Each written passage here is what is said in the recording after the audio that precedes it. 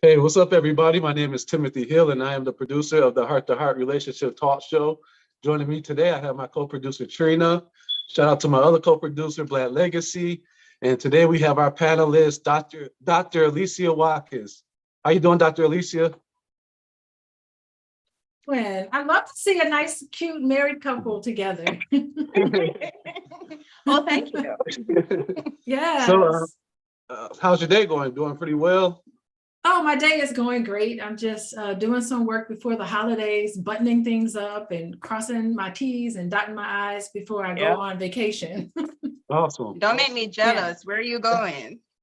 Oh, I'm just going to visit family. It's not that glamorous, but it's a really cool time to hang out with our loved ones, you know. Agreed. Understand. Yes. So, Dr. Alicia, could you let the viewers know who you are, what you do, and where they can find you? Yes, my name is Alicia Watkins, and I am a social worker. I'd like to say that first. I am also started a private practice called Coaching with Dr. Alicia. I typically focus in on couples coaching. I also work with individuals, particularly with excessive worry and excessive sadness. I help to kind of lift you up and to dig down into what's going on with your thoughts and with your emotions. I also help couples deal with each other, with their thoughts and emotions with each other so that we can have nice, healthy relationships. I'm also a college professor. I am a full-time college professor of social work at my home institution, and I train social people how to become social workers. So it's really kind of cool to be a therapist and then to train other people to become therapists as well. Oh, that's awesome. That's a nice. So where can people find you if they wanted to look you up? Yeah, so the best way to find me is on Instagram. I'm on Instagram at Coaching with Dr. Alicia on Instagram. You can also find me on my website, which is coachingwithdralicia.com. So it's coaching with DRALICIA.com. Okay. Okay. Yes. So we did a little digging, researching you, and we came across one of your YouTube stations, Pillow Talk. Could you share with viewers what that's about and what inspired you to create Pillow Talk? Oh my goodness. Well, I didn't create Pillow Talk. Pillow Talk was created by my husband, Boyce Watkins, and we would have all these conversations with each other. And he said, gosh, Alicia, it would be so great to record us having discussions. We talk about every morning we would get up and we would talk about current events. So we grab our phones and we look at all of these headlines in the news. And it was related to a lot of the topics that was near and dear to his heart and also near and dear to my heart in reference to mental health, in reference to couples. And so he actually came up with the idea, let's just record ourselves having these conversations. And I will tell you, it's been really fascinating doing Pillow Talks with Dr. Boyce. It's just a lot of fun to kind of dig into things and, not only to get the male perspective, but also to get the female perspective as well. We don't always agree on things and we shouldn't. That's not always possible, but at the end of it, we're able to voice how we feel and our position on things. And I think it's just lovely. Anytime that I have where I can spend time with my husband and do fun things, I don't even care. We could do Pillow Talk each and every day or never do it at all. I just enjoy spending time with him. He's really interesting. That's what's up. I like that. You see, because, all right, so you're going through a hard day at work and you just need to come home and let off that steam, just have a conversation. How important is it important that, couples indulge in a little pillow talk here and there? How important do you think that is for a couple and building on their relationship or marriage? Oh my God, it is so important to have real pillow talk. Now, I will tell you one thing. That's one thing my husband and I do. I say, okay, we got to have a pillow talk, and it's a real pillow talk. Let me tell you what's really going on. This is stuff that's just between the two of us. Right. And it's never, ever to be recorded. What I love about those conversations that I have with my husband is that it's a stress reducing conversation. It's where he is my friend and he's on my side. And I'm like, let me tell you what happened to work. And he's like, oh, no, they didn't do that. I'm like, yeah, can you believe it? And it's great because when I'm done with those conversations, or when you're done with those conversations, it's so important to just feel like someone has actually heard you and that you feel better about yourself. and you can get some advice. I know a lot of men always like to, if they see their wives struggle, they always like to jump in and give advice. But it's really important. The key of the real pillow talk that you have is just to have another person listening to you, someone who's your friend, someone who's rooting for you, and someone who can get mad with you. Be like, I can't believe that person did that. You know, feel like you have someone in your corner. Your person. There you go. I person, 100% yes. agree with that. And if it can't be your spouse or significant other, who else can it be? You shouldn't turn to anyone else for those conversations. Right. I agree. So the both of you have busy lives. Yes. How do you, balance your personal goals and what, we will call, the Watkins goals? How do you balance your goals and the goals as a team?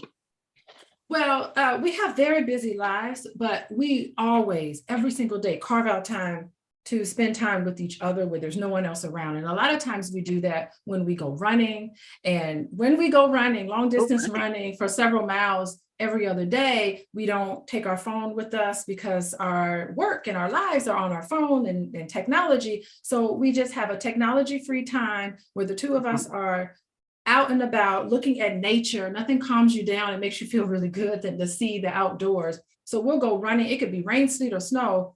We feel like it's so important, not only for our physical health, but also our mental health. And then we can get together and plan together, because he can talk about what he really wants to do in life. And then I could say, okay, how can I adjust myself or become flexible so that I can help you achieve your goals? And then he's always looking out for me and helping me achieve my goals. Who would have thought I would ever have my own business? I never in a million years thought that I was even business minded, even the kind of person that could actually pull something like this off. I do have a booming business, and I absolutely enjoy serving the Black community in this way. And so I'm grateful that he has influenced me in this way. And I know I've influenced him in a lot of different ways. So what happens is that, and I'm not trying to say like, we don't have conflict, we have a conflict, but it's almost like, okay, let's go for a walk and let's work this thing out. And so when you're able to like listen to each other and you're able to validate each other and to really hear about what hurt you and what you're going through, you can always overcome. And at the end, you become closer. I love that. That's a part of that little pillow talk too. So just to kind of piggyback off of that question, I guess what should people consider when setting measurable relationship goals in the beginning? Like two people either on a dating stage or two people newly married? Well, at the beginning, when you're just kind of getting to know each other, I think it's so important to pay attention to things, ask a lot of questions, take it slow. There's no need to rush in. Fools rush in, right? I don't want you to take it slow. I find that a lot of people become very scared and very afraid, and they not only don't take it slow, but they never lower their guard, and they're always keeping up a wall. I'm not saying that. I think that but I'm not at also saying that you should just put yourself all out there when you first enter a relationship, but there should be some sort of progression. And it takes a lot of introspection, because you have to get in tune with what you really want, because we can all fall in love, but we all know love is not enough to get married. Love is essential, but it's just not enough for that person to be the person that you want to live the rest of your life with. And so you need to have these conversations about expectations. They should never be implied. They should always be explicit, and they should always be talked about and readdressed. Sometimes life happens and you need to recalibrate, but you always need to have discussions and conversations with each other about what you want, what commitment looks like, what trust looks like, all of those things look like. So just because you love someone doesn't mean that that's the person that you need to end up with. And so many of us rush in too fast. And then on the back end, we're like, wow, now that I think about it, I probably never should have married this person. So you definitely don't want to have that. Man, okay. Can I just ask, how many years have you been married? So we've been married, oh gosh, 1.5 years now.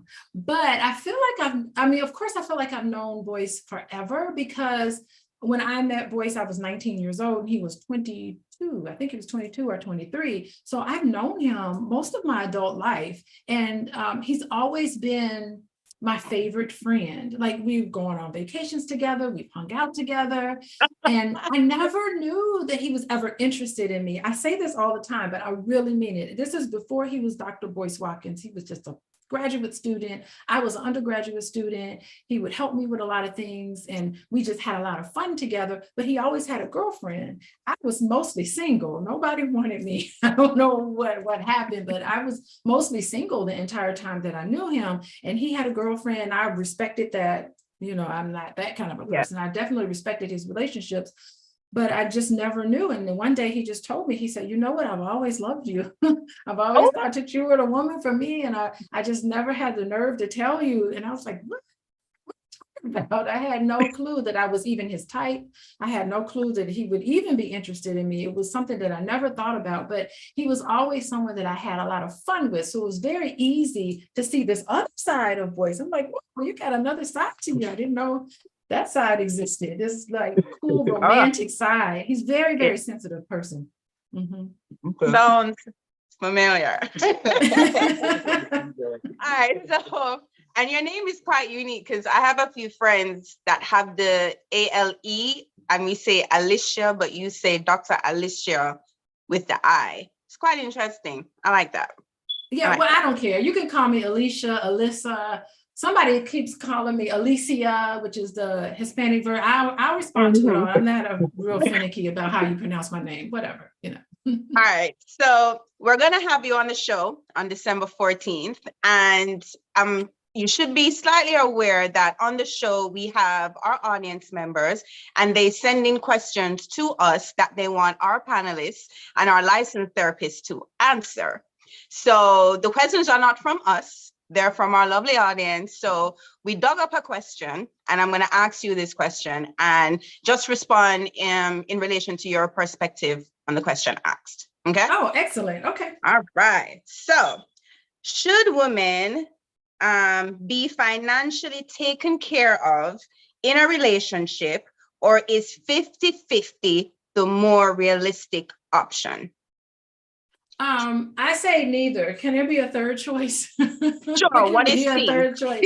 I think C should be you have things that you bring to the table, you know, and you can look at all of the gifts that you bring to the table. Your gifts could be financial, your gifts could be non-financial. There's more things to a relationship than just money. And I think it's so important for when two people decide to get together in that way to just get a landscape of things. Say, okay, where are you in terms of your finances? Here I am in terms of my expenses and in terms of my income. And let's sit down and have a conversation about how we can work this together. I think it should be a team effort. I don't think one person should carry the load, and while the other person just goes and does whatever they want with their money. I think everybody should carry their load. And just because one person makes more money than the other, that doesn't mean that you have less of a voice. I think everybody in a relationship, two people in a relationship, should have equal voice about what happens, because just because you make more money doesn't make you more valuable. Everybody's valuable. It doesn't matter. Yeah. It is not tied to your income, because that's just one indicator, very small indicator of who you are as a person. So definitely respect needs to be given there. No one should shoulder the load of anything in a relationship. It should be a team effort. And men don't want no woman saying, oh, just pay my bills and leave me alone. I don't want that. I want to be used like that. Well, there are some men out there. If I saw them, I would question it. Okay. All right, nice. We appreciate that. Thanks for answering that. All right. Well, thank you, Dr. Alicia, for joining us tonight. We definitely look forward to seeing you on December 14th. Before we get off, is there anything that you'd like the viewers know, that you have anything coming up that you want to share, that you have going on? I got a lot of things going on, but the best way to keep up with me is to follow me on Instagram, Coaching with Dr. Alicia on Instagram. I put any and everything that I do with my business and with Boyce and all of that, it goes up on my Instagram account. So just follow me there and you'll be able to keep up with me. Okay. Nice. And before we get off, we have to shout out our sponsors. Shout out to Pharcyde TV. Shout out to Starboard Mind Records, Cola Lounge. Chicago Black Business, Detroit Rap, and Podcastic. Till then, you can go on Eventbrite, get tickets. Tickets are free. We only have 100. Well, it's less than 100 now, so it's probably best to get your ticket as soon as you can. But go on Eventbrite, Heart to Heart Relationship Talk Show, and get your ticket. Follow us at Heart to Heart RTS, Instagram, and Facebook. Dr. Alicia, we will see you Wednesday, December 14th. Excited. I'll see you then. All Goodbye, right. you All right. two. You have a good night. All right, thank you. You too. All right.